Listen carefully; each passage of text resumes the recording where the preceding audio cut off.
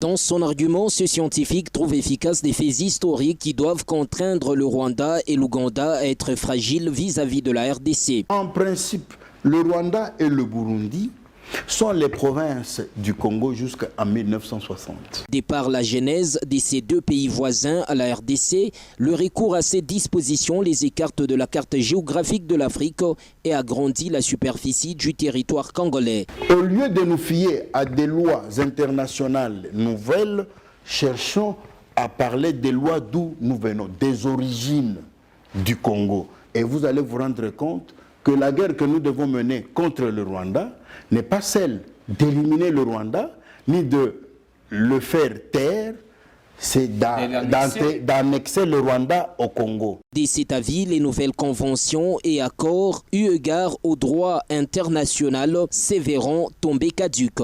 Parce que l'on constate que le Rwanda est en train, par son comportement, de nier son indépendance de 1962.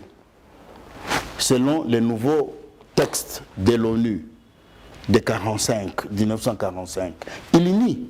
Le Rwanda nie la vision politique générale africaine du panafricanisme en voulant violer notre intégrité territoriale. Donc le Rwanda a la nostalgie d'être attaché au Congo comme une ancienne province. Les échanges des tirs entre les FARDC et le M23, un mouvement soutenu par Kigali selon Kinshasa, continue dans la partie Est.